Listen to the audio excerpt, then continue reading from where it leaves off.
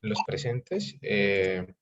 Pues bienvenidos a nuestro tercer webinar de Hablemos de Equidad. En este tercer webinar vamos a estar hablando sobre la problemática de la equidad vista desde salud y educación. Y tenemos pues el gusto de contar con tres profesores de nuestra universidad, la profesora Natalia Urbano, el profesor Paul Rodríguez y el doctor Carlos Enrique Trillos. Como saben, este es un espacio que hemos abierto para que generemos, digamos, aprendizajes y entendamos un poco más la complejidad de la problemática de equidad en el contexto que nos deja posterior a la pandemia. Nos quedan muchos retos de cierres de brechas en muchas de las variables y los indicadores socioeconómicos. Vimos qué ocurrió con los datos, el impresionante crecimiento en los datos de pobreza. De hecho, hoy también pues el país va a recibir datos sobre pobreza multidimensional, donde estos dos componentes son muy importantes, tanto la educación como la salud. Y pues por adelantado los invito a que sigan participando de este webinar, que como saben lo vamos a realizar cada 15 días.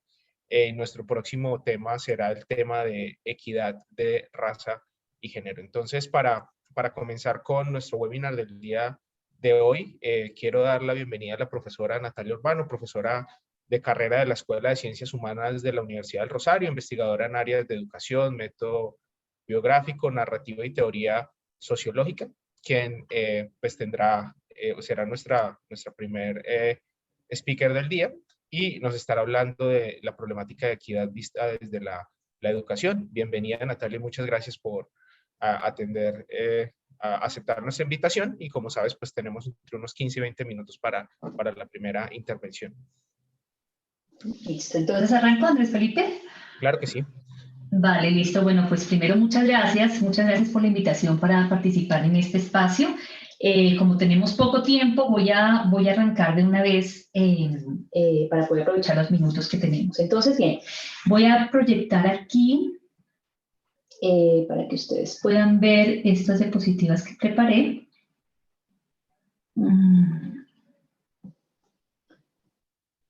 Por favor, déjenme saber si lo están viendo. Sí, en este momento estamos viendo el Canva y ya seguro el completo. Ahora sí, vemos el completo. Perfecto, listo. Bien, entonces vamos a hablar del tema de educación y equidad. Y para hablar del tema de educación y equidad, creo que una buena pregunta para arrancar es ¿a qué nos referimos cuando estamos hablando de equidad educativa? Digamos que la discusión sobre la equidad educativa irrumpe en el debate público en la década del 90 y va a irrumpir en el debate público en este momento, desafiando principalmente el concepto de igualdad en educación. Va a empezarse a discutir el tema de la equidad educativa en un campo en el que, por lo menos, por ejemplo, en América Latina, la concepción igualitaria está completamente instalada en el campo de la educación, ¿sí? El tema de la concepción igualitaria en educación. Entonces, la discusión sobre equidad va a ingresar al debate público en este momento, desafiando este principio de la igualación, este concepto de la igualdad en educación, principalmente con un argumento, y es el argumento de tratar igual a quienes son desiguales promueve, ¿sí?, la desigualdad. Esa va a ser, digamos, como uno de los principales argumentos con los cuales se ingresa o se inicia, digamos, esta discusión sobre la equidad en educación. Y este argumento pues va a estar muy vinculado a una preocupación por la justicia y a la discusión sobre la compensación de la desigualdad. ¿Cómo compensar la desigualdad en educación?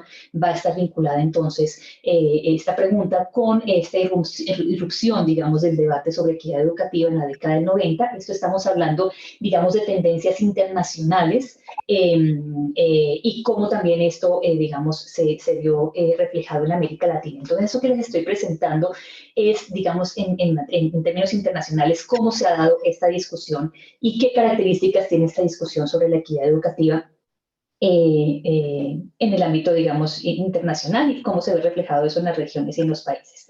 Bien, pero entonces antes de que esta discusión se empiece a dar sobre cómo compensar la desigualdad en educación, vamos a ver que ¿qué ocurre? Entre 1950 y 1980, todas las reformas educativas, las políticas, las estrategias orientadas a la educación van a tener como principal, digamos, propósito la igualdad de oportunidades en términos del acceso a la educación. Es decir, se va a promover, se va a intentar ofrecer una educación para todos los sectores, y esto va a estar muy asociado, muy vinculado a la idea de, digamos, del derecho a la educación en torno a la obligatoriedad y a la gratuidad. ¿En qué se ve reflejado, digamos, este propósito de ofrecer igualdad de oportunidades en términos de acceso en esta época entre 1950 y 1980 aproximadamente? Entonces, lo que se va a buscar en educación en esta época va a ser la ampliación de la cobertura, va a ser mantener una sostenida expansión de la cobertura, incrementar la cobertura y hacer también una expansión de la escolarización. Todo esto amparado bajo el principio de la igualación. Este tipo, digamos, de prioridad de ofrecer una igualdad de oportunidades en términos de acceso, pues se va a empezar, digamos, como a cuestionar en la medida en que no tiene en cuenta unos aspectos importantes que se van a ver reflejados en lo que va a ocurrir en términos de indicadores de quienes pueden acceder a la educación. Es decir, no se va a tener en cuenta, digamos, digamos, se ofrece o se mantiene o se garantiza el acceso a la educación, pero no se va a tener en cuenta que dentro de la escuela se generan y se producen desigualdades, ¿sí? Y se generan y se producen desigualdades que están asociadas ¿a qué? Al currículo, a la didáctica, al funcionamiento de las escuelas, a la organización como tal de las instituciones educativas. Todos estos elementos que están vinculados a la escuela como tal, que son propios de la escuela, pues son factores generadores de desigualdad. Entonces, el acceso, digamos, va a quedarse un poco estéril en el acceso a la educación, pero la desigualdad va a seguir reproduciéndose en la medida en que hay factores internos de la escuela que pues van a propiciar este asunto. Claro, la pregunta es aquí, se garantiza, digamos, hay una condición de igualdad, pero ¿qué pasa con aquellos y aquellas estudiantes que ingresan al sistema educativo, pero que están en una situación, digamos, menos favorecida que otros estudiantes que tienen unas condiciones sociales, económicas, digamos, privilegiadas? Entonces, estos aspectos, digamos, son los problemáticos en términos de lo que se buscó más o menos en esta época en términos de igualdad de oportunidades en el acceso a la educación. Posteriormente, ¿qué va a ocurrir? Posteriormente, entre 1980 y más o menos 2000, ya el foco no será solo garantizar el acceso a la educación, sino combatir la exclusión. Y combatir la exclusión principalmente asociada al tema del fracaso y al abandono escolar. Claro, ¿qué ocurría? Se garantiza el acceso a la educación, pero hay estudiantes que no culminan con éxito su trayectoria, que no terminan, digamos, su proceso y abandonan el sistema escolar. Entonces, aquí la propuesta o el propósito, digamos, de las orientaciones en materia de política, de programas, de reformas educativas, va a estar vinculada con una idea de reforzar las acciones pedagógicas para mejorar las competencias de los estudiantes. ¿Por qué? Porque justamente también se va a ver una disparidad entre los resultados de aprendizaje que se evidencian de los estudiantes. Entonces, va a ser combatir la exclusión, esta exclusión asociada al fracaso y al abandono escolar, a través de un refuerzo de acciones pedagógicas para mejorar las competencias de los estudiantes, y todas estas, digamos, lineamientos de esta época que están orientadas a lo que ya he indicado, pues va a estar muy vinculado también con el derecho, con esa idea del derecho no solo a la educación, sino también a una educación de calidad. ¿Cómo se va a ver reflejado esto en términos, digamos, de políticas y de estrategias y acciones concretas en América Latina, por lo menos, y en Colombia también lo vimos reflejado? Se va a empezar como la búsqueda y el tema de la calidad, de la búsqueda de la calidad va a ser un propósito fundamental, porque se concibe, digamos, que al mejorar la calidad de las instituciones y los sistemas educativos, pues se mejora también los aprendizajes de los estudiantes y se contribuye a que desarrollen competencias para mejorar sus competencias. Lo que se va a hacer entonces, lo que se va a empezar a implementar es una política de evaluación de la calidad. ¿Sí? Entonces, ¿cómo evaluar la calidad? Observando, midiendo, evaluando resultados y procesos. Se va a empezar, digamos, a a trabajar sobre el tema de evaluaciones basadas en estándares. Viene todo este asunto, esta discusión sobre la rendición de cuentas, ¿sí? La accountability de las instituciones educativas. Viene todo ese tema de las certificaciones de calidad a las instituciones de formación, diseños de sistemas de acreditación que evalúen la calidad de procesos, por ejemplo. ¿Por qué? Todo esto porque justamente el objetivo va a ser mejorar la calidad y el rendimiento de los estudiantes. Ya a inicios, en los inicios, digamos, de este siglo, el asunto ya empezar como a tomar algunos elementos de lo que se considera como tal la equidad en educación, tal como se ha manifestado, digamos, desde los organismos internacionales. Y es que ya a inicios del nuevo siglo la discusión va a estar no solo en seguir garantizando acceso, seguir ofreciendo una educación de calidad, pero sobre todo garantizar el éxito escolar desarrollando competencias que son condición esencial para la vida, pero garantizar el éxito escolar de tal manera que se corresponda o que esté o que tenga en cuenta los ritmos y las expectativas de los estudiantes y su diversidad cultural, social, política, de género y física. Entonces, ya no solo se va a hablar de un acceso a la educación, de una educación de calidad, sino derecho a una educación de calidad e inclusiva. Que, digamos, esto es en lo que estamos en este momento. Cuando uno, digamos, lee las orientaciones de organismos internacionales frente al tema de política educativa, pues la educación inclusiva es la protagonista, ¿no? De los lineamientos que en este momento están, digamos, orientando muchas de las acciones, programas y políticas a nivel internacional, en la región y en cada país. Entonces, lo que vamos a encontrar aquí es la idea de promocionar las capacidades de aprendizaje para todos y todas las estudiantes, independientemente de su lugar de nacimiento, de su etnia, de su sexo, independientemente de su edad, garantizar para todos el desarrollo de unas competencias que son fundamentales para la vida. La idea es garantizar el acceso, la permanencia, la participación y el logro académico de todos y todas las estudiantes. Y, por supuesto, todo esto está articulado con el propósito de superar el principio de igualdad de oportunidades para reconocer y dar respuesta a las necesidades diferenciadas de los y las estudiantes. Significa también hacer frente a todo tipo de discriminación, generar espacios y situaciones de aprendizaje ajustado a los ritmos y las expectativas de los estudiantes. Significa también que los resultados, o hacer, digamos, o llevar a cabo estrategias de tal manera que los resultados no estén determinados de ninguna manera por la pertenencia a un grupo específico, y que también se logre dar una respuesta apropiada a los diferentes, digamos, a la diversidad de perfiles de estudiantes que reciben las instituciones educativas. Lo que se busca entonces es que la equidad compense la igualdad, ¿sí? Bajo esta idea de la educación inclusiva. Se busca entonces ya, digamos, en este nuevo siglo, que todos los estudiantes tengan oportunidades de éxito. Todos tengan oportunidades de éxito en los estudios y que alcancen los estándares mínimos de desempeño.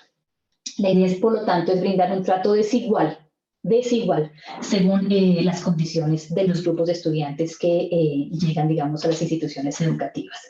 ¿Y todo esto por qué? Pues todo esto porque en una sociedad, por ejemplo, como la nuestra, en sociedades donde la distribución de riqueza es crecientemente injusta, pues una oferta homogénea se traduce necesariamente en trayectorias y logros sumamente dispersos y diferentes. De todas maneras, aquí es importante indicar que, ustedes lo ven en la parte final de la diapositiva, se mantiene la idea de garantizar el derecho a una educación de calidad, ¿sí? Y esta idea o este tema de la calidad en la educación, además de que sea inclusiva, pues va a estar o sigue estando muy vinculada a la preocupación por el rendimiento académico y por la medición también de los aprendizajes. Vemos toda la importancia que tiene PISA, por ejemplo, y los resultados de las pruebas PISA y las comparaciones que se hacen de país a país a través de los resultados de pruebas PISA para medir calidad, inclusión, equidad e igualdad en la educación. Entonces, el tema de la medición va a seguir, del rendimiento académico va a seguir siendo muy importante. Entonces, en esta época, digamos, en este momento, lo que está la discusión de la educación de la equidad educativa, pues está relacionada con esa idea de maximizar las oportunidades de éxito de cada uno de los individuos, de todos y cada uno y cada una de los estudiantes. Bien, Esto, digamos, en términos de lo que ha sido ese proceso y los principios que han estado detrás de la formulación de estrategias, programas, políticas y reformas educativas en el ámbito internacional y que se han visto reflejadas también en América Latina y en Colombia. Yo quisiera, como se me está agotando ya el tiempo, quisiera de todas maneras mostrarles un poco cómo, a pesar de que en Colombia, por ejemplo, se han llevado a cabo estrategias, programas y políticas que han estado vinculadas con este proceso, ¿no? de transición desde la igualdad y el acceso a la educación, pasando por garantizar una educación de calidad y llegando a lo que hoy se considera como educación inclusiva, como en Colombia en términos de datos estamos en materia de educación.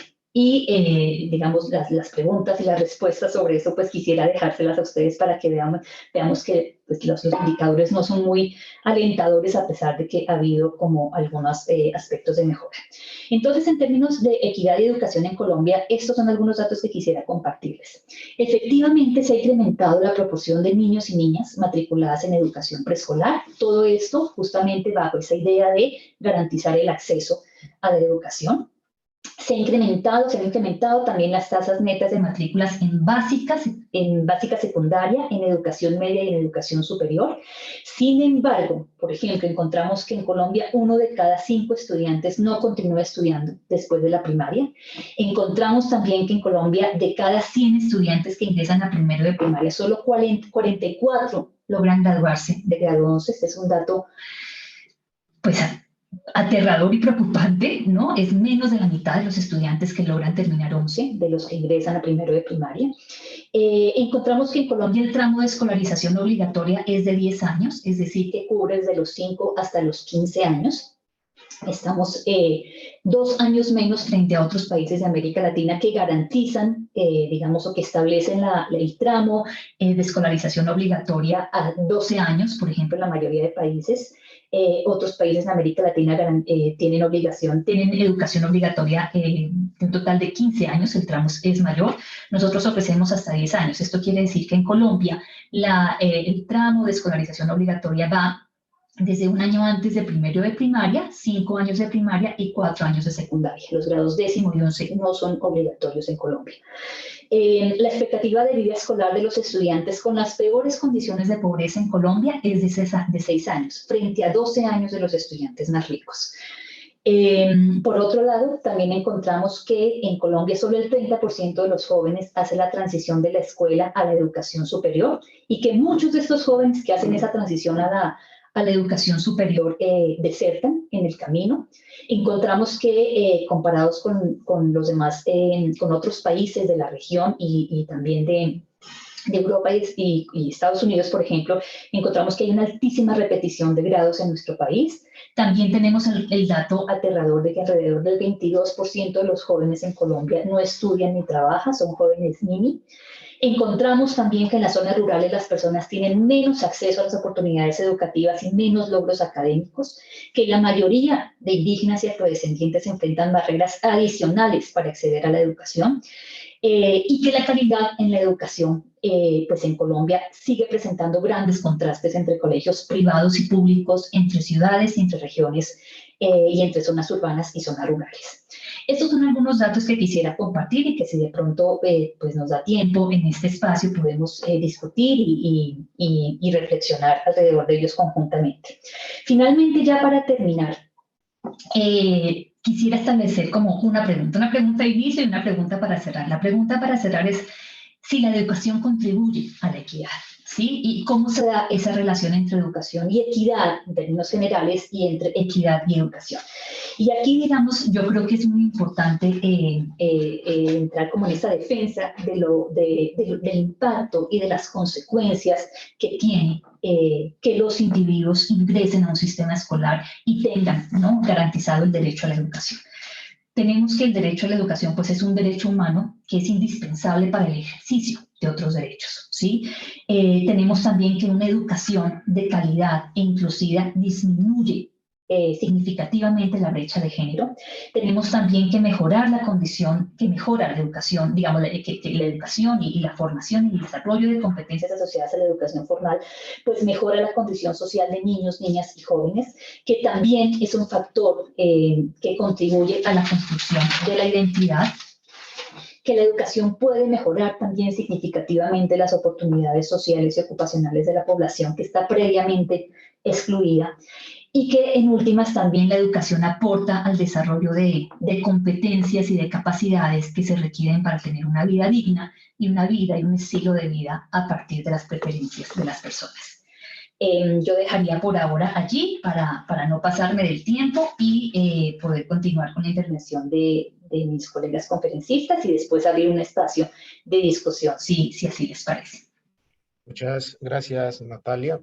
Nos dejas en la reflexión preguntas muy importantes sobre la diferencia entre igualdad, equidad, justicia, que yo creo que es parte de el reto de política. Hay que generar inclusión, no significa tratar todos por igual, sino entender justamente las diferencias y las brechas y diseñar políticas que vayan en esa dirección. También el recorrido que hace sobre los propósitos desde el punto de vista de igualdad de oportunidades, desde el punto de vista de educación y luego lo que nos muestran los datos, eh, hacen ver que pues todavía tenemos un camino que recorrer en esa línea y que con el COVID pues el tema de acceso a la educación también se ve que no es suficiente. Hay un conjunto de herramientas adicionales que se requieren para generar las condiciones, digamos, de equidad en términos de acceso y no solo acceso, sino también calidad. Les recuerdo que pues vamos a recibir también las preguntas al final del espacio, que las pueden hacer ustedes mismos, pero quien las quiere enviar por el chat pues también son bienvenidas. Y vamos a dar paso entonces a nuestro segundo conferencista de hoy, que es el profesor Paul Rodríguez. Paul es profesor de la Facultad de Economía y miembro del grupo de investigaciones y su agenda de investigación se centra en temas de salud. Muchas gracias, Paul, por acompañarnos y pues tienes ahora tu espacio. Listo, muchas gracias por la invitación y a la profesora Natalia por su intervención hace un momento muy interesante. De hecho, vamos a empezar hablando de equidad y economía de la salud. Luego el doctor Trillos nos va a hablar de equidad y salud en general. Entonces vamos a ver por la parte de la administración de los servicios de salud.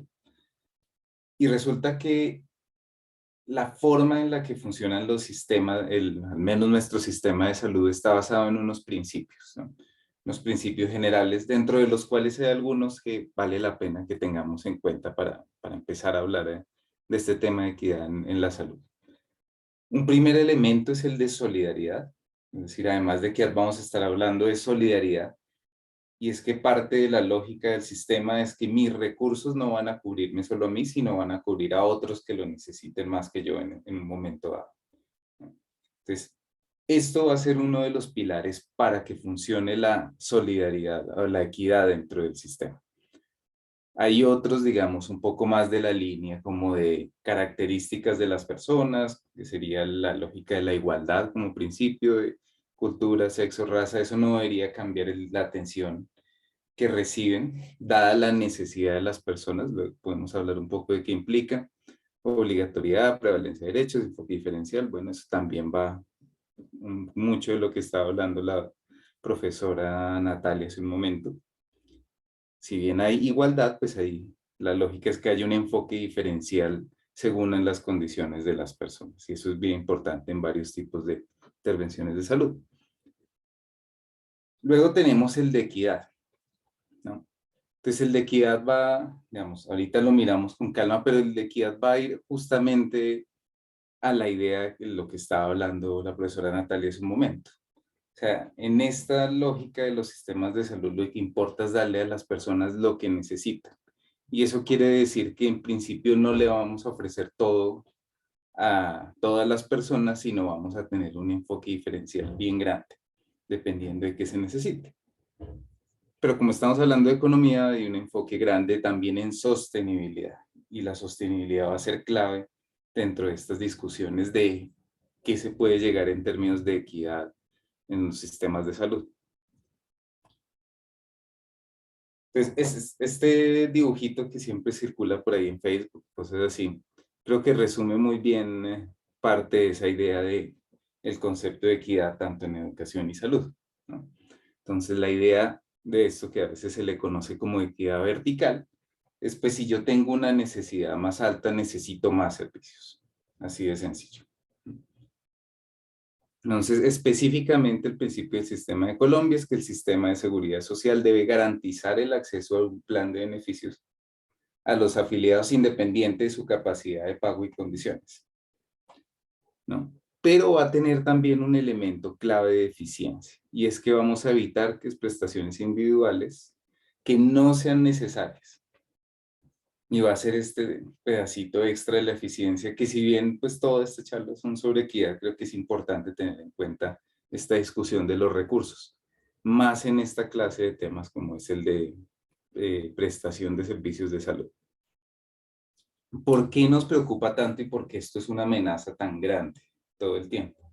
Sencillamente porque los gastos en salud, no solo en Colombia, sino en cualquier lugar del mundo, son crecientes. Y no hay ningún país del mundo, por rico que sea, así sea Suiza, así sea Qatar, que le pueda dar todas las tecnologías de salud que quieran las personas, porque sencillamente no es fácil, digamos, mantener el ritmo.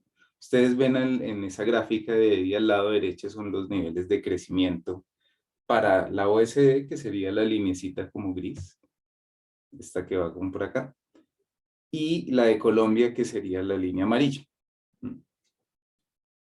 Entonces, ¿qué ocurre? Los niveles de crecimiento en ambos casos están muy por encima del 4% cada año, desde hace 20 años. En algunas épocas para nosotros en particular tuvimos niveles de crecimiento por encima del 10-15% en el gasto en salud. ¿Eso qué nos dice? Eso nos dice que esto ha crecido muchísimo más rápido que lo que ha crecido la economía durante esta época. Y si bien son números en promedio más altos que los de la OECD, el crecimiento también promedio de la OECD es como de 1 o 2%. Entonces lo que ustedes pueden ver es que el gasto en el mundo va creciendo muy rápido. Entonces, es realmente una amenaza este tema del crecimiento en la salud, en los gastos de salud. De nuevo, aquí el problema no va a ser de dinero. Si el dinero nos preocupa, hay que conseguir la plata de algún lado, hay que conseguir impuestos, etcétera. Pero el problema es en qué se gasta ese dinero extra. Y ahí es donde la cosa se pone un poco más difícil. Resulta que los costos en salud en el mundo están creciendo, no porque esté creciendo las coberturas de salud. Ahorita un poco en la exposición de la profesora Natalia ya les contaba cómo en el término del sistema educativo gran parte de la discusión fue, pues al principio lograr coberturas y eso y luego lograr calidad y luego calidad e inclusión. Aquí es un poco lo mismo, gran parte de los países, digamos, de referencia hace años, casi que más de un siglo, lograron conseguir la cobertura de los sistemas de salud, ¿no? Pero entonces en lo que va haciendo cambios es, o va haciendo un crecimiento en gasto es en términos de nuevas tecnologías.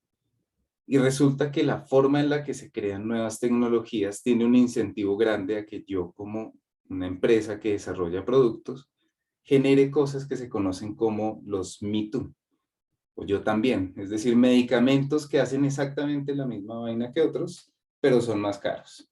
Y a través de un esfuerzo de marketing grande, yo logro convencer a los médicos tratantes, a las autoridades clínicas, etcétera, de que mi medicamento deberían comprar. Un ejemplo común es este que se llama losartán, que es para el control, digamos, de la atención. El losartán es una cosa relativamente barata. Digamos, hay un montón de genéricos, otra gran preocupación, le venden a un montón de cosas de marca, se logra posicionar una marca y eso genera también gasto ineficiente. Y hay otras como todas estas de acá, que son peores en términos de lograr el control de la atención por lo que cuesta. Y aún así, en muchos lugares del mundo se suele recetar más este, que es relativamente más nuevo, olmesartán, que el losartán. Eso es desperdiciar la plata. Y eso es justamente lo que preocupa a los gobiernos del mundo. ¿Por qué? Porque el objetivo dentro de esta lógica de equidad de los sistemas de salud es tratar de cubrir 3 dimensiones, que es este cuadrito que es digamos, como el estándar para hablar de cobertura universal en salud. Por un lado, nosotros queremos cubrir a más gente, que sería como esta dimensión, quién está cubierto. Digamos, en países como el de nosotros, la cobertura es casi que del 100%. La otra dimensión es, bueno, ¿cuántos realmente cubren de los gastos de salud? Entonces puede ser que yo cubra muchas cosas, o que cubra todo el mundo, pero todas las personas tengan que pagar mucho dinero cada vez que requieren una atención. Esa es esa segunda dimensión de protección financiera. La tercera, que es la más invisible, la que es, desde la perspectiva del ciudadano es difícil de ver, es qué se incluye. Ese vendría a ser como el equivalente a esta visión de calidad que teníamos ahorita del sistema de salud, en el sistema educativo.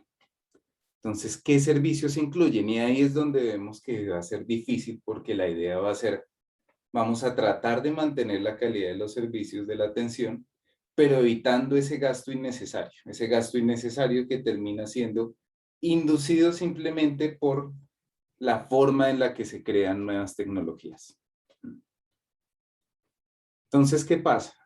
Para Colombia, pues digamos, como siguiendo un poco esa línea histórica de antes, desde los años 90, la cobertura del sistema de salud era relativamente muy baja. La ley 100 y eso que tanto satanizan, pues logró llevar un nivel de cobertura casi del 100%. La gran mayoría de estas personas logró entrar básicamente gracias a la existencia del régimen subsidiado en salud, que justamente tenía esa lógica de equidad, de tratemos de llevar, digamos, unos servicios a personas que de otra forma no hubieran tenido acceso a ellos. Y digamos, hay un montón de estudios similares que muestran que esto realmente tuvo un beneficio para las personas. Ahora la pregunta es más hacia esa otra dimensión, y es, listo, ¿qué se incluye? Y el qué se incluye va a ser cuál es la cobertura efectiva. Una cosa es que yo tenga el carnet que diga que puedo tener una atención o que esté en un sistema, y luego cuando vaya al médico pues no haya citas, y si me piden un examen, entonces ese examen me lo van a dar dentro de 3 meses, etc., ¿no? Entonces ahí la cobertura efectiva pues no es la promesa que dice la grafiquita anterior. Y eso va a depender en gran parte de dónde viven las personas. Vamos a ver que es como la principal razón por la cual no se van a cumplir, digamos, esa expectativa grande de tener un sistema que le dé a los que más necesitan, pues, la atención que requieren. ¿Dónde está un poco lo difícil? Como veíamos hace un momento, el problema es de dinero. No solamente aquí, en cualquier lugar del mundo. Y al igual que en cualquier lugar del mundo, lo que se le gira al sistema de salud para cubrir las necesidades simplemente no alcanza. En Colombia se llama la unidad de pago por capitación. Por cada uno de nosotros, el gobierno le gira a través de una mezcla entre impuestos y lo que recogen de los salarios, un dinero a las EPS. Eso tiene unos ajustes de riesgo, etcétera, pero ese dinero no alcanza a financiarlo todo, así de sencillo. Entonces los sistemas tienen dos formas de tratar de generar esta priorización. Una es tener una lista explícita, como era el POS, Plan Obligatorio de Salud, que luego se llamó Plan de Beneficios en Salud, y ahora se llama Plan de Beneficios de Salud de Tecnologías a cargo de la OPC. Es una lista explícita donde dice esto está, esto no está. Así de sencillo, en tales condiciones. ¿Qué pasa? Mantener esas listas es una cosa realmente difícil. Se necesita mucho esfuerzo en términos de un análisis de tecnologías de salud anualmente, y es una cuestión difícil de mantener en términos de la política. Siempre va a haber un caso interesante, raro, donde se va a poder criticar la función, digamos, de las autoridades de salud y de que se niegue explícitamente una tecnología. La otra forma, que al final es la más común en todo el mundo, es la versión implícita, y es tener estas listas de espera grandes, una burocracia detrás para poder alcanzar cierto tipo de tecnologías, lo que termina generando mayor desigualdad. El que tiene más capacidad de llorar, digámoslo así, es el que va a obtener las cosas. en cierta forma.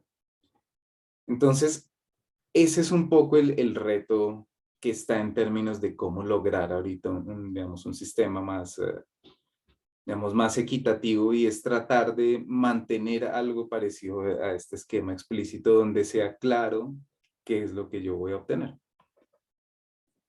¿Qué ocurre para el caso de Colombia? Nosotros creamos este post. El post tenía una promesa de actualización, la cual no se cumplió, sino hasta que las Cortes obligaron al gobierno y en 2011 empezó el sistema de actualización, y mientras tanto se creó esta línea gris de los recobros y la judicialización del sistema de salud. Todo porque esa promesa no se logró cumplir, ¿no? En la actualidad, digamos que estamos en un limbo interesante porque no hay, digamos, claridad realmente cuáles son las tecnologías que deberían estar incluidas. Desde la ley estatutaria todo está incluido a menos de que esté excluido. Y las únicas cosas excluidas son cosas que, digamos, es evidente que no tienen nada que ver, como los tratamientos experimentales o llevarse a las personas a tratamientos carísimos en el extranjero, de lo cual hay un montón de noticias y cosas así, de peleas interesantes.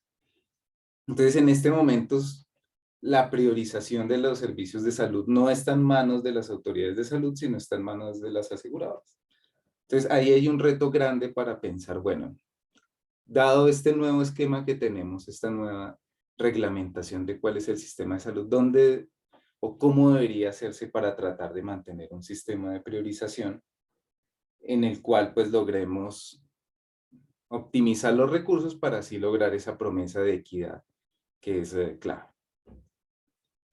Digamos que esa es como una primera parte y es más sobre pues el financiamiento y la distribución de los servicios.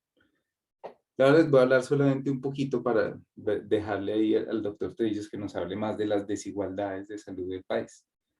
Sencillamente en esto hay una literatura bastante grande en el país y en general en el mundo sobre primero cuáles son las causas que se llaman determinantes sociales, ¿no? O por otro lado también hay otras características que pueden afectar como la composición de los mercados regionales de salud. Y otro tanto por el lado de los desenlaces. Una buena referencia para los que eventualmente les interese este tema es mirar este reporte del Instituto Nacional de Salud, específicamente del Observatorio Nacional de Salud, donde están las desigualdades sociales en salud. Ellos hacen una revisión de literatura amplia y tratan de evidenciar las principales, digamos, desigualdades evidentes que hay en términos de, principalmente, desenlaces en el país. Algunas son las que uno espera, digámoslo así, por ejemplo, esta expectativa al nacer, pues normalmente los lugares que son más desiguales en términos de ingresos, en este Gini que les explicaban hace un par de semanas, también lo son en términos de un indicador clave que es la expectativa de vida al nacer, ¿no? Entonces, aquí estos son datos del 2012, el documento no lo volvieron a actualizar. Para esa época, la zona más desigual era el Chocó, tanto en expectativa de vida como en el Gini. Hay otra clase de desigualdades que están ahí, por ejemplo, las mujeres viven más que los hombres, pero eso no es realmente, o sea, parte será culpa de la sociedad, parte del sistema de salud y otra parte simplemente biológica. Entonces, digamos, no necesariamente, como en un momento decíamos, toda desigualdad pues implica que haya algo que hacer, que las mujeres vivan más que los hombres, pues no hay mucho más que hacer, si así es que funciona la biología del ser humano. Ya para cerrar ese tema, digamos, para irlo en detalle, se lo dejaré más al doctor Trillos, simplemente quería compartirles un poco de un ejercicio del cual hemos estado trabajando con el profesor Philip Hessel y con María Fernanda García, donde la idea es mirar un poco la relación que hay entre desigualdad de ingresos, eso que estábamos viendo hace un momento, y la atención de un tipo particular de condición, que es la hipertensión arterial. La hipertensión arterial es interesante porque es un buen indicador en general de un funcionamiento de un sistema de salud. Porque otras cosas como la expectativa de vida al nacer y eso realmente dependen más de las condiciones socioeconómicas de un lugar, ¿no? O sea, si los niveles de nutrición son bajos en una región, pues ustedes no pueden esperar que la salud de la región sea buena, si tengo un hospital de 5 estrellas, lo que quieran.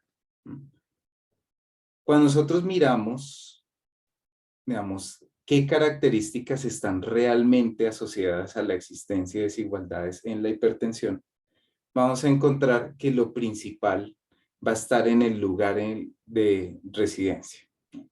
La principal razón que explica por qué los ricos terminan teniendo una mayor detección de la condición, los ricos pues relativamente, frente a los que no son tan ricos, el quintil uno del ingreso, es porque viven en un centro urbano.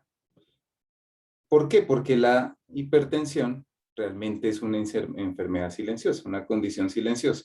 A menos de que yo vaya al médico, muy probablemente yo no voy a saber que tengo esta condición, a menos de que lleve a cosas muy graves, ¿no? Entonces, si tengo un acceso efectivo a los servicios de salud, me van a poder detectar esto. Esto me está diciendo que no solo en Colombia, sino en casi todos los países de ingreso medio, va a haber una diferencia muy grande en términos de dónde vivo. Entonces, si yo vivo en zonas urbanas, voy a tener acceso a esos servicios de detección temprana, pero si no, va a ser muy difícil. Ahora, en términos del control de la enfermedad, la relación es un poco menos clara, digamos, es menos fuerte la relación entre la riqueza de un hogar y el control de la enfermedad, aunque yo sé que la tengo, pero aún así el principal factor sigue siendo el urbano. Hay otros factores importantes como el de la educación. Se sabe que la educación, digamos, permite en gran medida mejorar los niveles de salud de las personas por muchas razones. Unas de ellas es sencillamente porque voy a tener más riqueza y me lleva a estas cosas, pero otras es que, por ejemplo, yo voy a tener más conciencia de lo que necesito, lo cual es uno de los conceptos más complicados en salud, y es que los pacientes normalmente no saben lo que necesitan, ¿no? Pero si yo tengo un nivel educativo más alto, es más probable que yo pueda ejercer, conocer y ejercer mis derechos, ir a un médico y buscar la atención que necesito. También puedo cuidarme más en términos de comportamientos saludables. En este caso encontramos que los comportamientos saludables no realmente explican muy poquito las diferencias entre conocer que tengo hipertensión y el control de la hipertensión.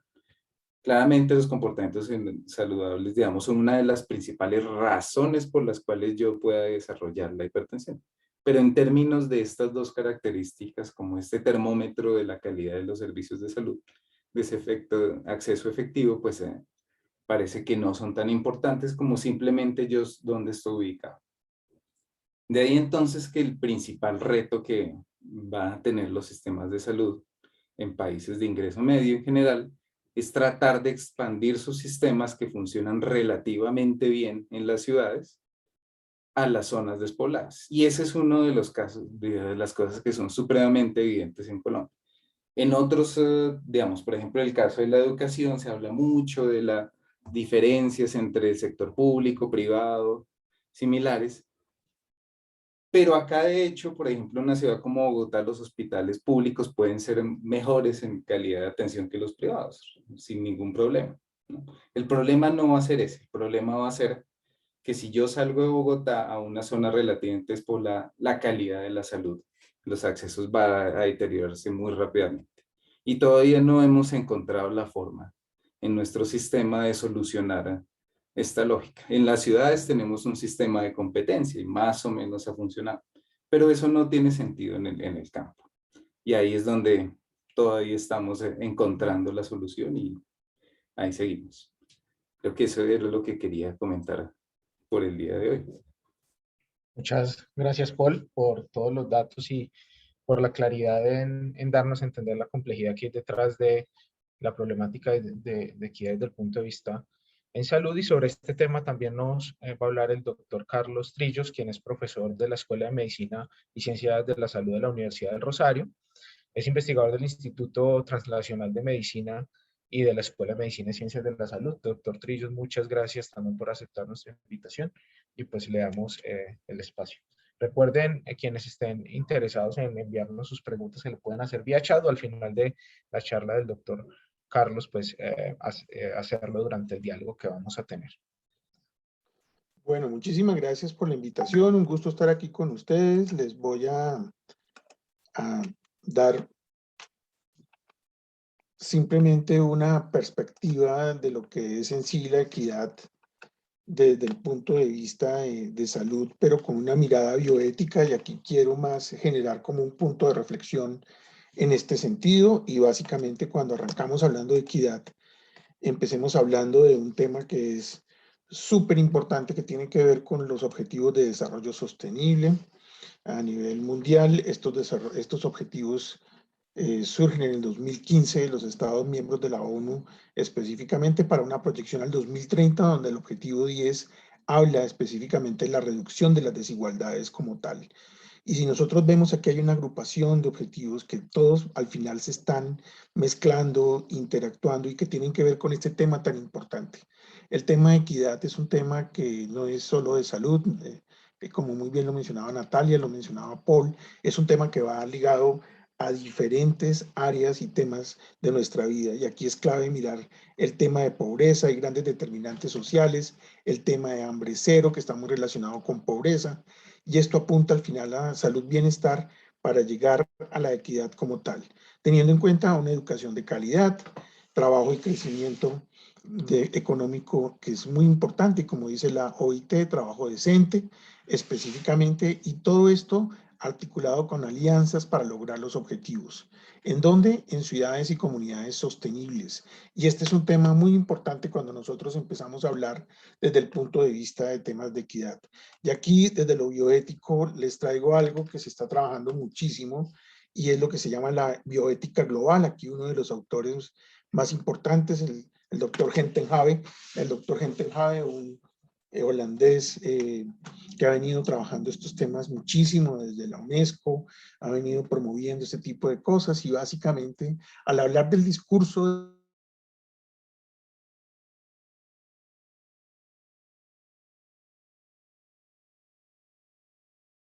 Creo que se fue la señal. Sí, creí que había sido solamente yo, pero se nos desconectó. Doctor Carlos, Se fue la Carlos señal. Trillos. No lo estamos escuchando, Carlos.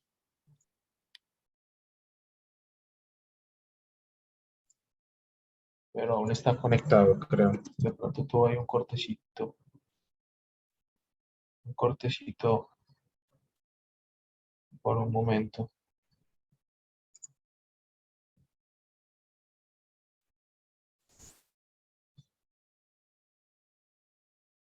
Bueno, mientras tratamos de recuperar la conexión con el doctor Carlos y ahí sí, ya se desconectó. Seguro tuvo un problema con el internet. Podemos aprovechar para ir dialogando un poco con Natalia y con Paul y quizás podríamos comenzar con una pregunta pues muy genérica al respecto. Tanto Paul como Natalia nos mencionaban sobre digamos, desde la política, desde las intenciones tanto del sistema de salud como de educación, eh, pues hay un propósito claro de equidad e igualdad. ¿Qué piensan ustedes sobre el éxito o el fracaso que ha tenido ese enfoque diferencial en cuanto a acceso, salud, educación? Y qué falta en cuanto a acceso, tal vez en salud un poco menos, pero cuáles son los retos que hay ahora en términos de calidad. ¿Cuál es la visión que ustedes tienen sobre el enfoque diferencial que ha tenido desde la política pública y si ustedes ven que en los últimos años, pues digamos, ha sido exitosa esa visión y esa propuesta de enfoque diferencial? Ya el doctor Trillos está otra vez conectado. Está otra vez con nosotros. Bueno, dejamos la pregunta para un poco después para que el doctor Trillos pueda seguir. El doctor Trillos nos escucha. Sí, ahí está compartiendo.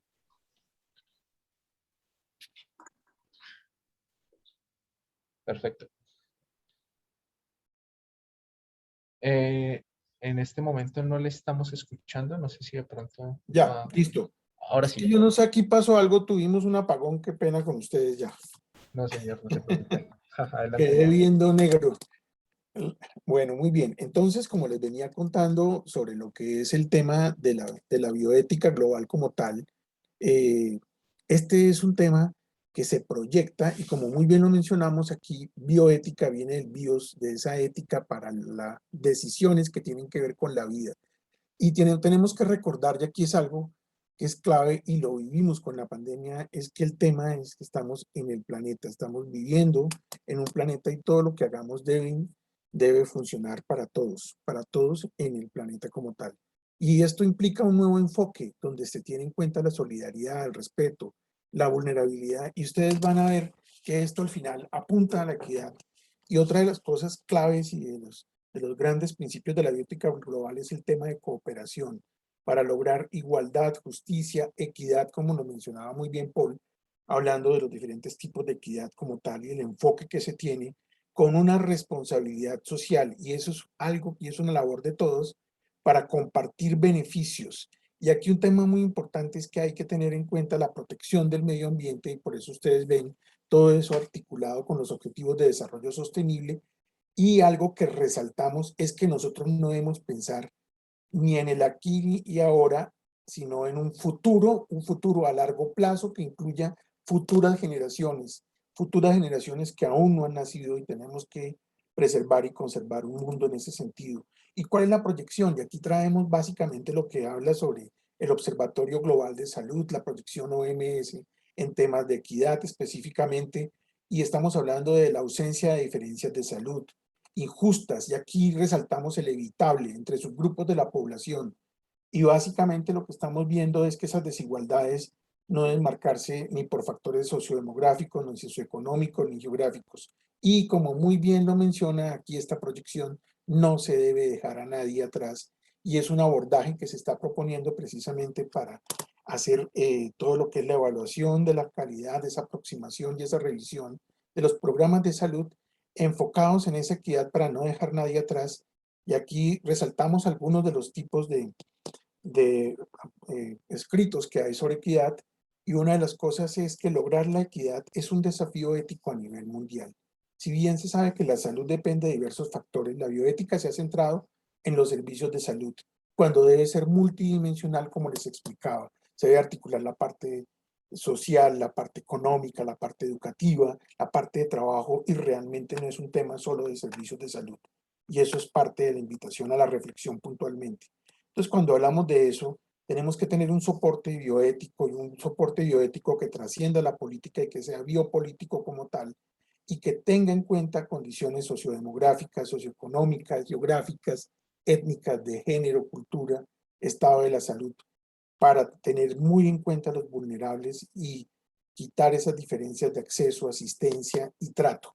Y aquí es algo también muy interesante, no es solamente hablar del tema económico, no solamente hablar del servicio per se, sino aparte de esto, hablar también de un tema de calidad, un tema de trato que hace parte de esa calidad. Y los estratificadores de calidad, que son muy importantes tener en cuenta esta palabra del progresar. El progresar que hace referencia en equidad al tema de plaza, al tema de punto, de lugar de residencia, de raza, de etnicidad, de ocupación, género, religión, educación, situación socioeconómica, ambiente y recursos o capital social. Y hay que tener en cuenta que la desigualdad está marcada por dos cosas: la desigualdad total en salud, relacionada con la distribución total de salud en un grupo, y la desigualdad social, que hace referencia a ciertos grupos sociales que de alguna forma se ven impactados y marginados. Y aquí simplemente traemos esto que menciona y resalta muchísimo la OPS, la OMS, es el derribar barreras de acceso para la salud de todos y hacerlas realmente una realidad. Y una de las cosas que vemos es que puede haber barreras, y aquí resaltamos las barreras financieras, las barreras geográficas, las personas, incluso barreras geográficas y barreras específicamente de movilidad, que también hacen parte de una realidad en las ciudades, de barreras institucionales de acceso, de trámites administrativos, y lo que son inigualdades por género, por grupo étnico y por diferentes tipos de grupos. ¿Y esto qué nos impacta? Esto está al final relacionado con temas, miren, la falta de acceso y cobertura de la salud genera problemas que al final terminan impactando la productividad, pueden generar pobreza, fomentan esas desigualdades y todo lo que tiene que ver con la atención, con la enfermedad, con la muerte y con el sentirnos realmente bien, que es una visión más integral de lo que en sí es como tal la salud. Entonces, hay que tener en cuenta que 3 de cada 10 personas están teniendo problemas de acceso específicamente por razones financieras. Ese es un tema que hay que trabajar específicamente en las Américas. 2 de cada 10 tienen problemas de barreras geográficas, de barreras de traslado, de transporte, y aquí simplemente lo que queremos es que para trabajar esto hay que tener mayor financiamiento, mejor organización de los servicios de salud, un buen trato y no discriminación, eso hace parte de la cultura. Además de eso, eliminación de copagos, y una de las cosas es acercar la salud a las personas, trabajar más en las comunidades, en servicios domiciliarios, y que los profesionales de la salud estén capacitados y que estén bien distribuidos en todos los niveles de la sociedad, y para esto se trabaja monitoreando con fuentes de base poblacional y fuentes de base institucional desde los mismos censos, encuestas de salud como las que vienen trabajando y haciéndolo el DANE, el registro de recursos que trabajan diferentes tipos de organismos, autoridades sanitarias y registros de salud. Y aquí básicamente cuando uno habla de esto es que la salud es universal, estamos hablando realmente del planeta, estamos hablando de cómo se ha venido avanzando y evolucionando esto, pero todo lo que hace falta en esta brecha. Aquí traigo básicamente algunos referentes. El 7 de abril fue el Día Mundial de la Salud del 2021, donde fue enfocado exactamente en la equidad y tener una construcción de un mundo más justo y saludable. Y una de las cosas que estamos viendo es cómo hay una aproximación y hay un monitor mundial de equidad en salud, donde tiene en cuenta varios factores como intervenciones en salud productiva, intervenciones en salud materna, en salud infantil y neonatal, en salud reproductiva materna, neonatal e infantil, y los resultados en salud en términos generales, y es algo que uno debe mirar y debe comparar con los diferentes países. Y como hemos visto, en Colombia ha habido una evolución, como hay una proyección de medición y revisión de sociedades justas, informes quincenales relacionados con equidad, kit para herramientas de evaluación de equidad, y cómo hemos venido progresando en esto, el enfoque para la revisión de programas nacionales de salud bajo 8 factores puntuales, estrategias equitativas, la lista de equidad en la red, los monitoreos de equidad, entre otras cosas. Y aquí uno podría empezar a resaltar todo lo que hay publicado, lo que hay proyectado, lo que se está buscando realmente, y específicamente ese paso a paso que se busca de una manera mancomunada en regiones, en países, a nivel global como tal, buscando esa solución de las desigualdades en salud, que es algo que se debe trabajar. Y aquí les traigo recuentos, por ejemplo, de lo que se ha venido produciendo a nivel de investigación, a nivel de publicaciones sobre equidad, tanto en artículos de revista, en libros, en diferentes temas como educación en salud, espiritualidad en salud, también un tema muy importante, los paradigmas en salud, políticas públicas y normatividad básicamente. Y otra cosa que nos lleva y pone de manifiesto problemas de equidad tienen que ver con la pandemia. Y nosotros aquí vemos que es una pandemia que en este momento está llegando a los 220 millones de casos, por no decir que ya lo superamos. Simplemente estos son los casos confirmados, 4,5 millones de muertes y una serie de impactos sobre diferentes países, incluyendo nuestro país, que tiene prácticamente 5 millones de casos confirmados, superando las 125,000 muertes y las olas que hemos vivido desafortunadamente. Y es una de las cosas que estamos mirando, revisando, viendo específicamente en grupos sociales como, por ejemplo, aquí en temas de mortalidad, los mayores, que es uno de los grupos claves, han sido de los más golpeados específicamente. Y aquí vemos por género cómo ha sido la distribución de COVID, afectando más a mujeres, pero generando más fallecimientos en hombres como tal, y cómo viene el funcionamiento del Plan Nacional de Vacunación, hoy por hoy con más de 35 millones de dosis aplicadas y 14.722.000 esquemas completos.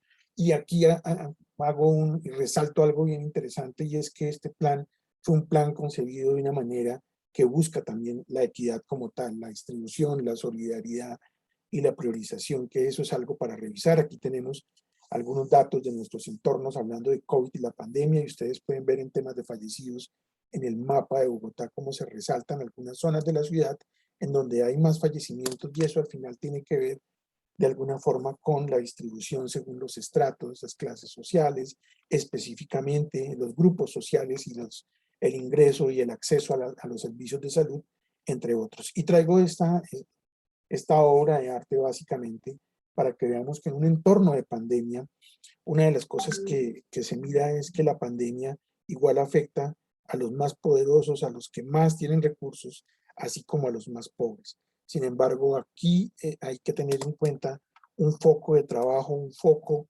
donde realmente estos son los grupos más golpeados y los grupos sobre los que más hay que trabajar, los grupos de vulnerables. Y esa es una situación real, una situación de la vida diaria que tenemos que tener en cuenta para reflexionar. Aquí traemos algunos artículos de lo que es la inequidad en tiempos de COVID, lo que se planteaba en el 2020, cuando estaba llegando la pandemia a Colombia, esa proyección y esas preocupaciones que se generaban a raíz de esto.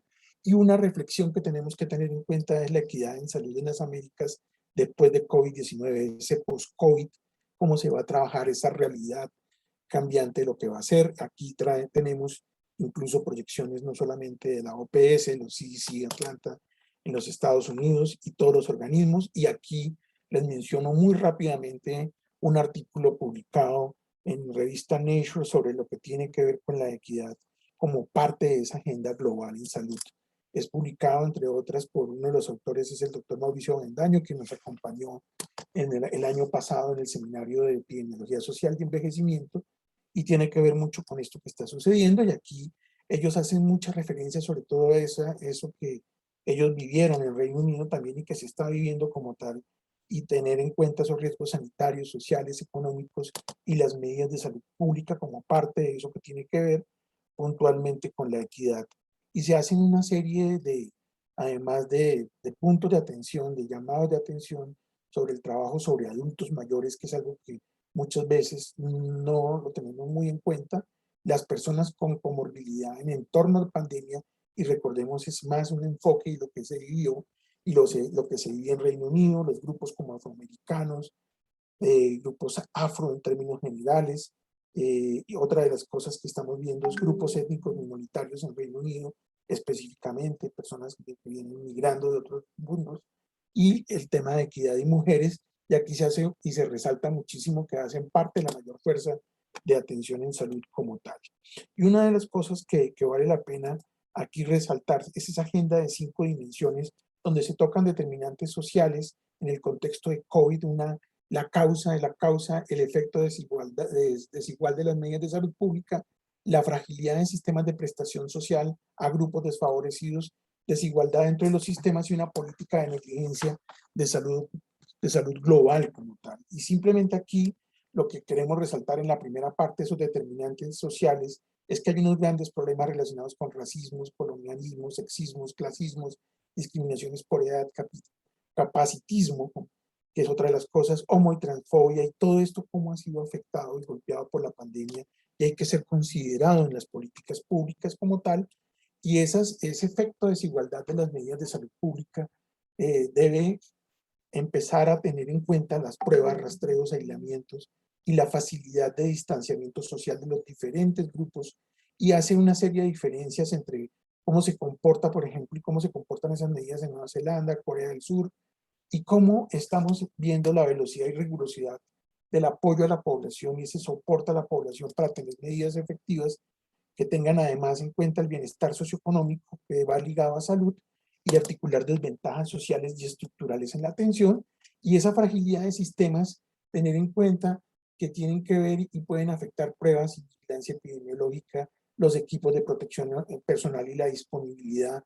Lo hemos visto en nuestro medio, como el simple acceso a una mascarilla respiratoria puede llegar a ser complicado, la disponibilidad de camas, cuidados intensivos, y un tema que golpea muchísimo, que es el tema de insumos, incluyendo adicionalmente elementos como el oxígeno, la velocidad de respuesta que varía según los países, y en nuestro país también uno puede ver, y lo vimos en el mapa de Bogotá, esas diferencias, por ejemplo, entre mortalidad en diferentes zonas de la ciudad y diferentes localidades como tal. Entonces eso va articulándose a una agenda social, económica y política, y básicamente el generar y reparar esas fisuras en el sistema de protección social para llegar a la equidad como tal, y ya para ir entrando para ir finalizando, recordar la desigualdad entre los sistemas.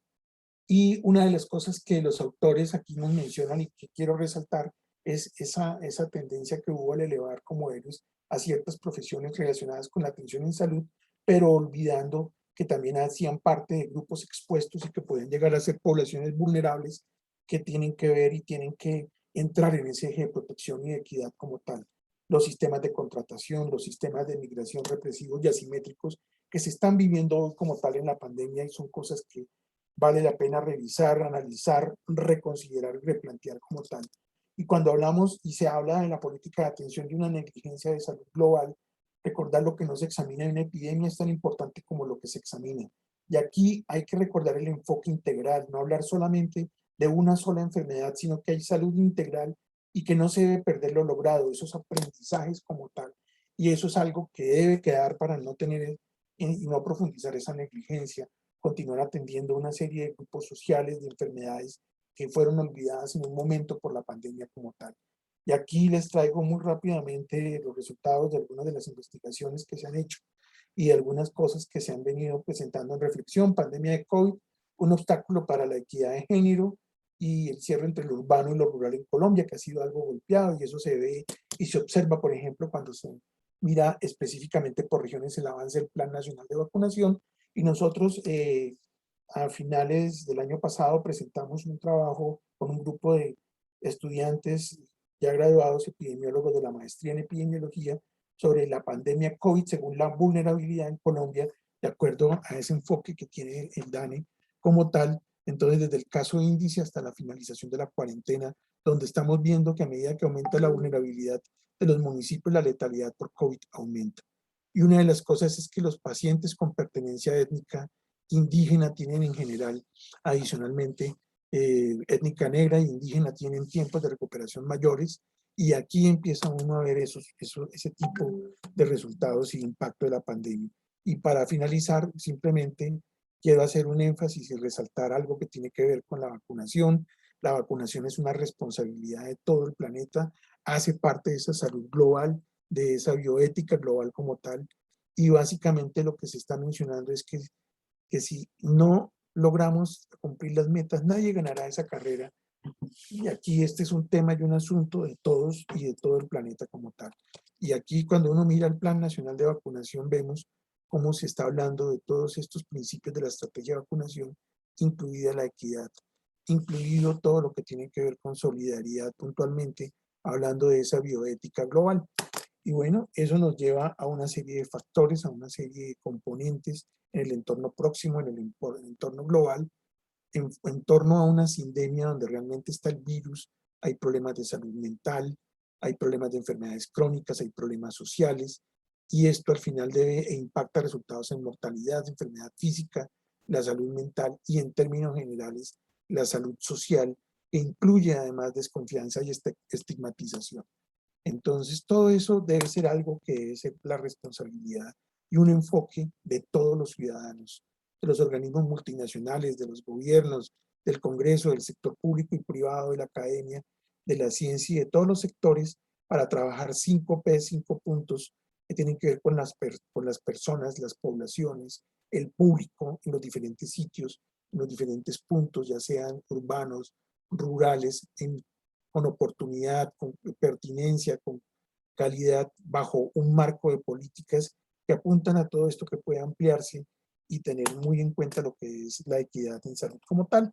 Y para cerrar ya, vamos a mirar que los puntos a destacar es que se debe entender que la equidad en salud es un problema multidimensional que debe ser abordado en forma interdisciplinaria, que no es un tema solo de atención asistencial, es un tema que involucra todos los determinantes, que es una prioridad en cualquier agenda de cualquier gobierno y que debe tener unas miras globales.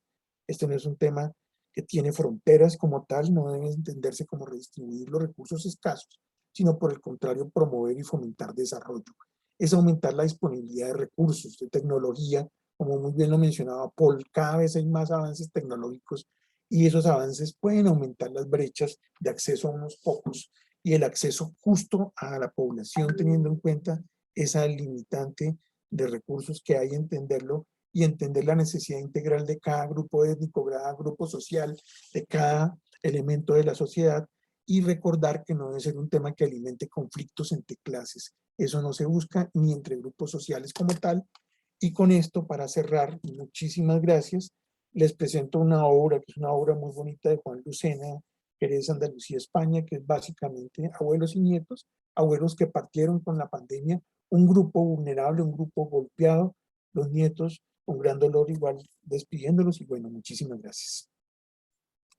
Muchas gracias, doctor Trillos, por su presentación.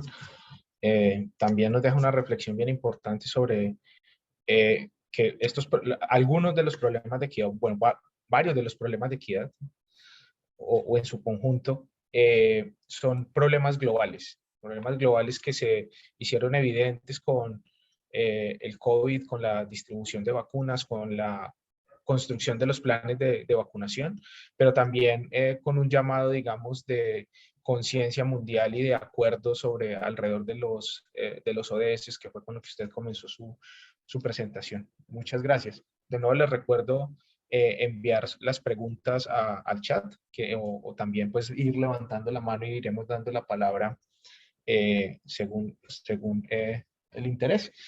Y la primera pregunta que ahí en el corte habíamos aprovechado un poco para hacerlo es que, ¿cómo ven ustedes el éxito? Bueno, no sé si llamarlo fracaso, más bien el progreso reciente que ha tenido el país en términos de educación y salud, con el enfoque diferencial desde el punto de vista de la política pública? ¿Qué tan efectivo ha sido ese enfoque diferencial? ¿Qué camino nos falta por recorrer para generar políticas más efectivas en la reducción de brechas en estos dos aspectos, en salud y educación? Les doy la palabra, no sé quién quisiera comenzar.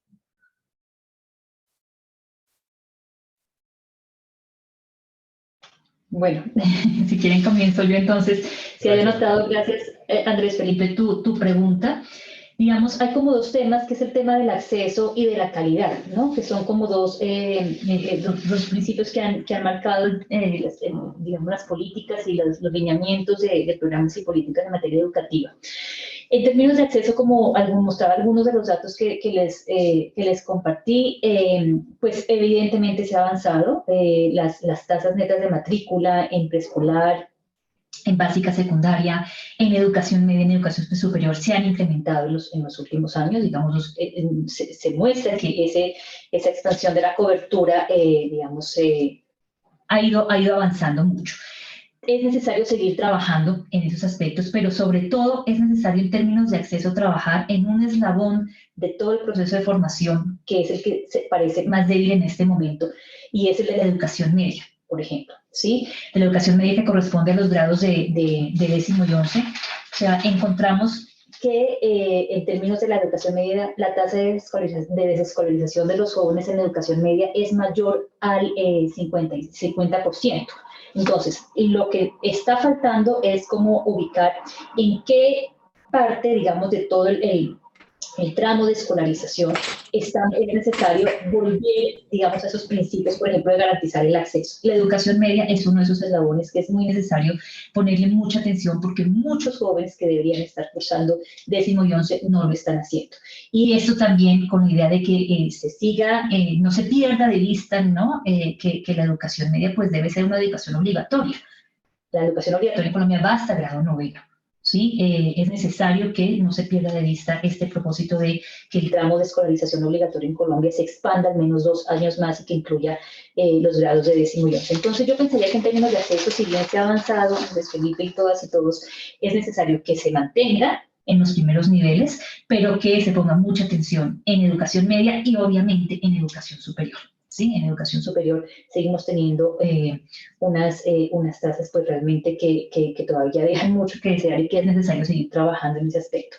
Y frente al tema de la calidad, yo pensaría que es necesario seguir pensando en el tema de la evaluación de la calidad, ¿no? Lo que se hizo desde la década de los 90 para acá fue, por ejemplo, en Colombia, digamos, toda esa instalación de modelos de evaluación de calidad en términos de resultados y procesos, modelos de acreditación, sistemas de acreditación, certificaciones de calidad. Pero yo creo que es necesario hacer una lectura crítica de estas políticas de evaluación de la calidad. ¿Qué tanto nos dicen pruebas estandarizadas sobre resultados de aprendizaje, sobre desarrollo de competencias, si las tenemos como único referente para medir evaluación de calidad? ¿Cómo medir desempeño, por ejemplo? ¿sí? ¿Qué estrategia, qué sistemas podemos diseñar y pensar para medir desempeños? Que también es una forma de evaluar el desarrollo de competencias en estudiantes, por ejemplo. ¿Cómo evitar que sistemas de evaluación de la calidad no, digamos, generen unas consecuencias perversas, ¿no? De acomodación, digamos, a los modelos, de acomodación a lo que se pide para lograr una buena evaluación sin que se tenga en cuenta una autoevaluación crítica de los procesos, por ejemplo, de formación y los procesos que están vinculados a las instituciones educativas. Entonces, y yo pensaría que si bien ya existe como un cuerpo de instrumentos, de estrategias para evaluar la calidad, es necesario aún mirarlos con lectura crítica y realmente identificar si solo una prueba o si solo un tipo de evaluación de la calidad nos está diciendo sobre la calidad. Tal vez sea necesario integrar otro tipo de estrategias y de acciones que permitan realmente identificar y medir la evaluación de la calidad en los diferentes niveles y, pues, digamos, en las diferentes instituciones que ofrecen el servicio de educación. Dejaría por ahí, por ahora, para también darle la palabra a Paul y a Carlos. Muchas gracias, Natalia. Polo o el doctor Carlos quieren dar algunas ideas al respecto. Sí, si quiere. O doctor Trillos, ahí que ya está ahí. Bueno, muy bien. Una de las cosas que uno debe mirar y enfocar aquí es esa proyección. Y como les contaba, este es un tema multidimensional donde el tema educativo, y aquí me voy, es fundamental desde todo punto de vista, a todos los niveles. Eso tiene que ver con un cambio de cultura desde todo el tema de comportamiento, de todo el tema del enfoque, de todo el tema de diferenciar que existen diferentes tipos de grupos vulnerables y que hacen parte y marcan la inequidad o la equidad, que es lo que buscamos al final para hablar en positivo, y que una de las cosas que debemos nosotros enfocar en temas de servicios de salud y de salud en términos generales es que la salud no está sola, la salud hace parte de un engranaje social donde entran e interactúan muchísimas fuerzas, y aquí es clave esto. Y yo traigo algo que es todo lo que son los aprendizajes y lo que nos ha dejado la pandemia, todas estas enseñanzas, como tal nos ha dejado. Y dentro de esas enseñanzas que tenemos nosotros, aquí tenemos que ver ese trabajo solidario, ese trabajo colaborativo, ese trabajo de cubrir a todos, de llegar a todos como tal, de buscar cerrar esas brechas como tal, desde todo punto, con infraestructura, con parte económica, con empleo, con trabajo, que eso al final oxigena la salud como tal, y el acercar las tecnologías a las personas como tal. Y aquí una de las cosas y un aprendizaje clave es que los servicios de salud son un servicio que realmente está proyectado para la población como tal, como algo que presta un soporte y un servicio como tal, más que como un sistema de rendimiento financiero, de productividad.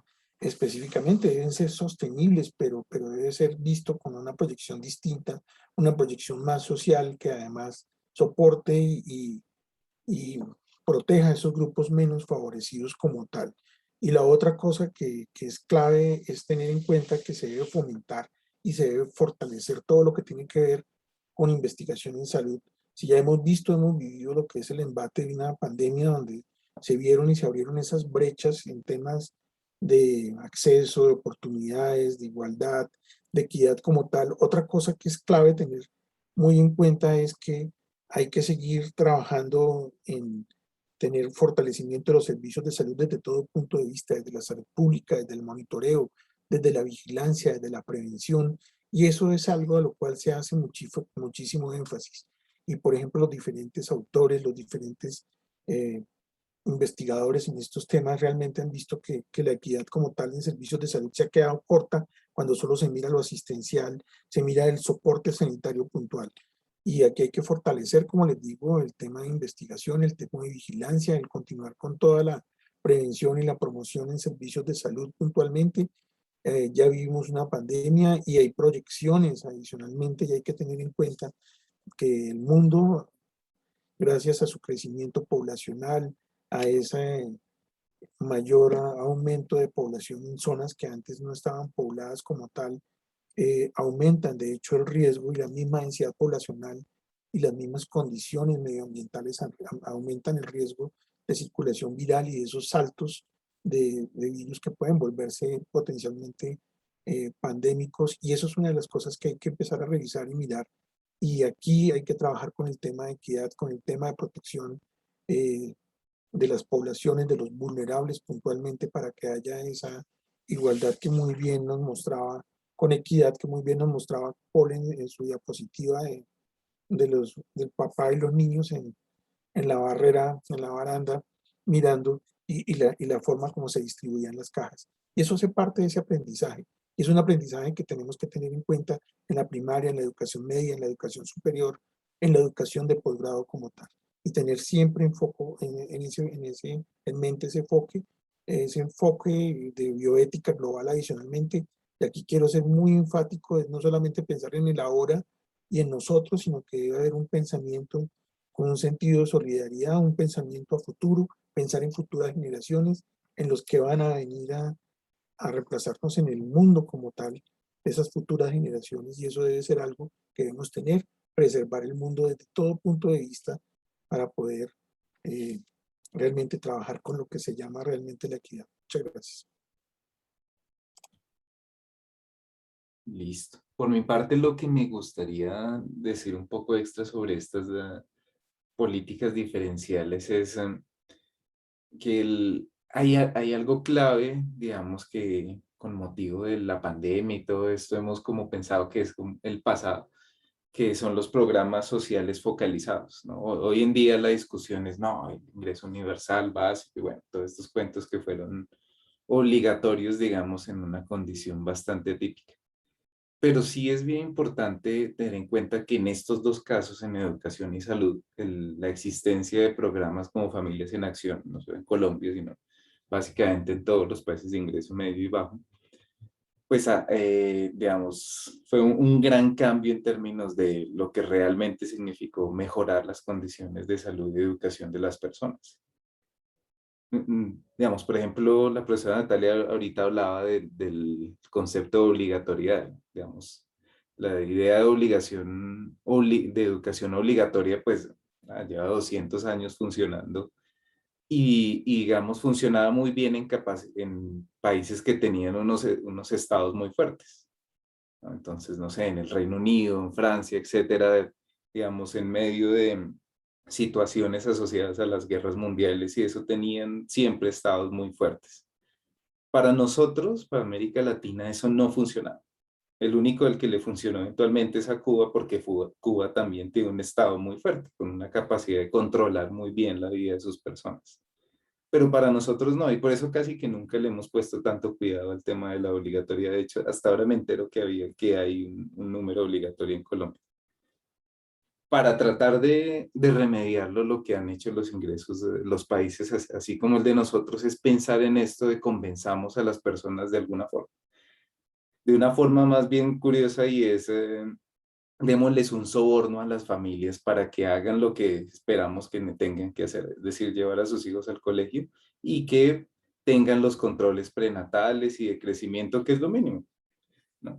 Entonces, a la vez se creó toda la infraestructura de oferta de servicios de educación y salud, pero se trató de empujar la demanda, digamos, con este pequeño empuje de los recursos. A mí eso me parece, pues basado en la literatura que existe en todo el mundo, que realmente fue una estrategia útil, que no es una estrategia que podamos olvidar.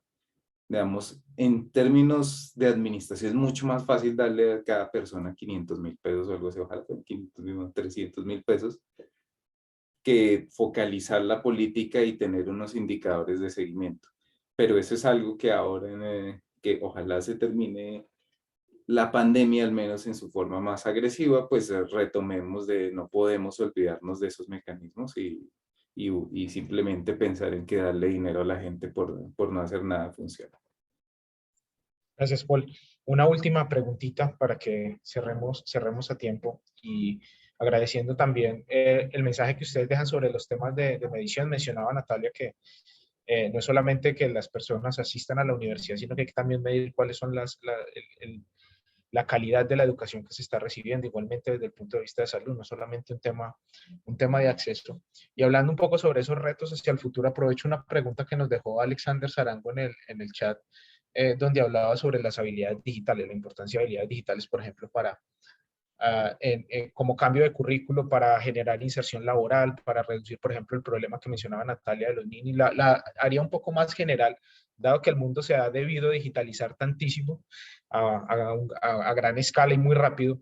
¿Qué papel creen ustedes que juega la digitalización, la adquisición de habilidades digitales para cerrar las brechas en educación y en salud?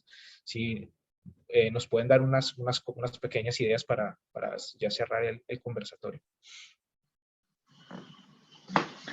Bueno, pues yo inicio. Sí, yo vi la pregunta que nos dejaban en el chat. Yo creo que, mire, este tema, digamos, del desarrollo de competencias digitales en educación es un asunto que se ha trabajado, se ha discutido, se ha propuesto y se ha invitado a pensar antes de la pandemia, ¿no? Es claro que este tema de las competencias, de competencias digitales es fundamental para la inserción al mundo laboral, para la continuación de una trayectoria educativa y para poder un poco hacerle frente a la vida post-colegio y a la vida post-universidad o post-instituciones de educación superior. Uno de los estudiantes, digamos, van culminando con éxito sus procesos de formación. Lo que ocurrió fue que la pandemia, claro, nos obligó de manera abrupta a pensar de nuevo en la situación, ¿sí? ¿Y qué fue lo que también mostró la pandemia? Las brechas que hay frente a este asunto. Entonces, como por ejemplo, frente a lo que tuvieron, a la adaptación que tuvieron que llevar a cabo instituciones educativas de formación en acceso remoto, educación en acceso remoto, pues las brechas se ven, digamos, se evidenciaron mucho más. ¿Sí? Un asunto es la forma como respondieron ante esa situación, por ejemplo, instituciones educativas rurales, estudiantes rurales, jóvenes rurales, niños y niñas que viven en zonas rurales, a cómo se respondió también, digamos, en zonas urbanas, cómo se respondió en, digamos, estudiantes que pertenecen a instituciones privadas, que pertenecen a instituciones públicas. Entonces, un poco para responder a la pregunta que dejaba Jonathan, es claro, es necesario revisar ese tema de competencias digitales. Ya esto era un tema de reflexión y de discusión antes de la pandemia. La pandemia nos obliga a mirarlo de frente porque es una situación que nos obligó a enfrentarlo y que está mostrando un asunto en términos de desarrollo de competencias digitales, de brechas que es necesario atender inmediatamente para no seguir reproduciendo justamente desigualdades. Y obviamente el tema de la revisión de las mallas curriculares y la revisión, mejor dicho, el análisis, la evaluación y el diseño curricular es fundamental si estamos pensando en esta idea, por ejemplo, de lograr una educación inclusiva. ¿Sí? El tema de la pandemia es solo uno de los temas, pero por ejemplo, tenemos un caso muy particular en Colombia que es el tema de los niños, niñas y jóvenes migrantes venezolanos. ¿Cómo hacemos para garantizar, por ejemplo, una educación inclusiva a población migrante en Colombia, que cada vez es más? ¿Sí? ¿Cómo estamos reaccionando para garantizar el derecho a educación a estos niños, niñas y jóvenes, por ejemplo? ¿Cómo estamos garantizando el derecho a la educación de comunidades indígenas, niños y niñas jóvenes indígenas, afrodescendientes?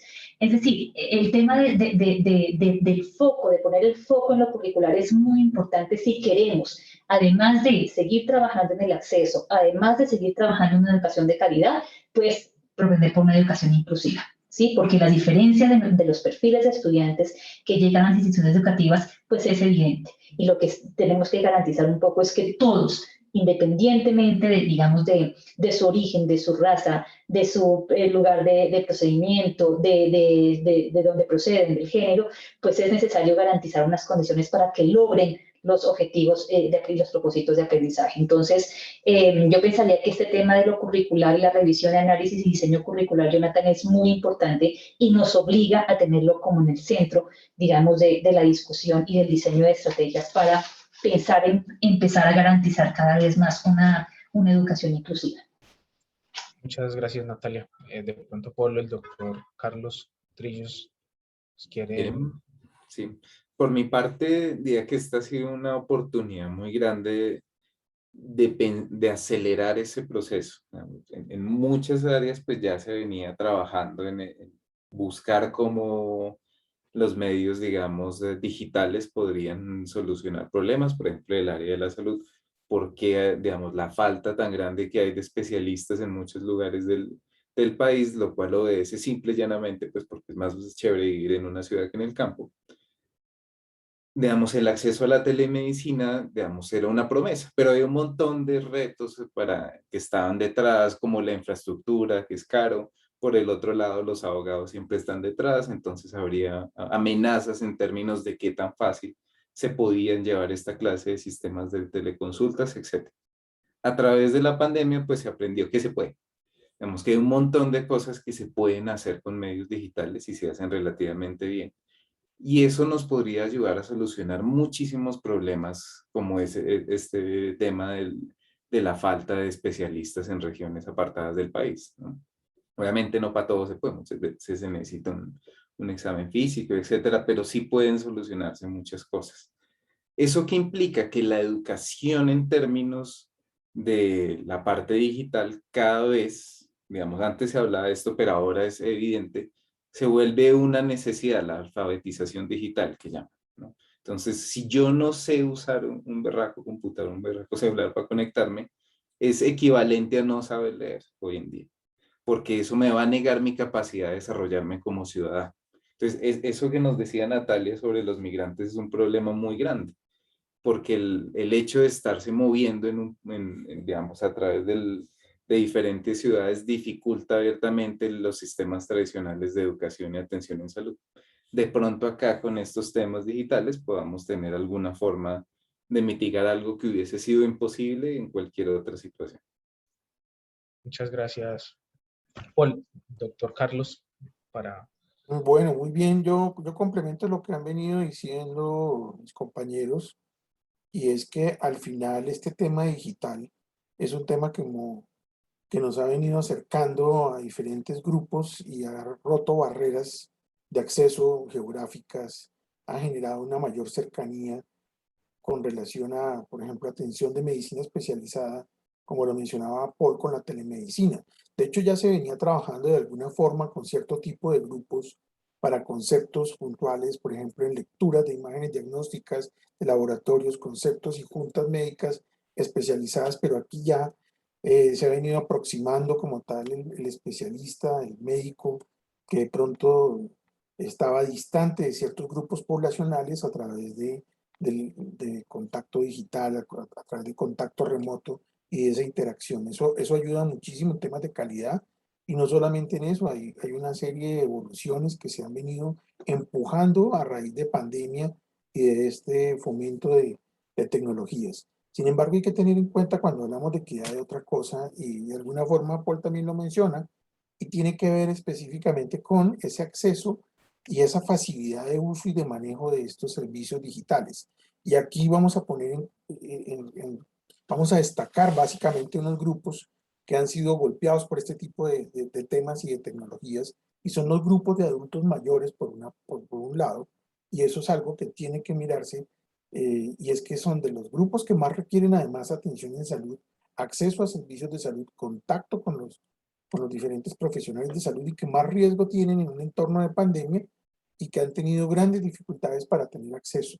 Muchas veces los sistemas, la tecnología se diseña para jóvenes, para interacción, para personas que están acostumbradas a ese manejo tecnológico, pero hay que pensar en estas personas que muchas veces empiezan a encontrar otra serie de brechas y de problemas y de gaps relacionados con acceso por manejo tecnológico. De aquí hay que pensar en ellos puntualmente para que podamos aproximarnos, y eso son enseñanzas que además nos ha dejado la pandemia. Pero no hay que olvidarlos, porque el mundo sigue evolucionando en muchas cosas. Entonces ya nos están diciendo, bueno, va a salir el carnet digital, o ya salió el carnet digital de vacunación, hay un acceso a una serie de elementos y herramientas de teleconsulta, la forma nomás de pagar, por ejemplo, una consulta o de pedir una cita hace que sea complicado para muchos grupos poblacionales o grupos que no han tenido un acceso a manejo de tecnologías. Entonces, eso debe ir acompañado de educación, de capacitación, de generar adicionalmente oportunidades para las personas, y que realmente esa tecnología esté al alcance de todos y todos puedan usarlo y favorecerse de esto. Entonces ahí podemos estar y corriendo el riesgo de marcar ciertas brechas. Específicamente, por un lado nos aproximamos en temas de distancia, en temas de tiempo, pero por otra parte tenemos unas brechas relacionadas con la capacidad de acceso, la capacidad también de equipos, porque no es fácil muchas veces conectarse, no es fácil muchas veces tener una comunicación, por ejemplo, sostenida. Esas son cosas que hay que revisar y mirar puntualmente. Entonces son temas también para pensar, para trabajar como parte de una política pública donde se articulen las TICs como tal, se articule la educación, la academia, la investigación y la asistencia, y tener en cuenta esos grupos vulnerables, esos grupos a los cuales se les dificulta el uso de tecnologías. La pandemia nos lo ha enseñado, tenemos que tener esa enseñanza, cogerla, fortalecerla y realmente superar esos problemas que vimos y observamos en pandemia. Entonces, eso para que lo tengamos muy, muy presente, porque sí vimos y lo vivimos con pacientes que tuvieron grandes dificultades para contactar, para hacer uso de la telemedicina por dificultades de acceso, ya sea porque su teléfono, su computador no soportaba cierto tipo de programas o simplemente no sabían manejar ese tipo de tecnologías. Son cosas que hay que revisar, no olvidar, y eso hace parte del cierre de estas brechas que tienen que ver con equidad.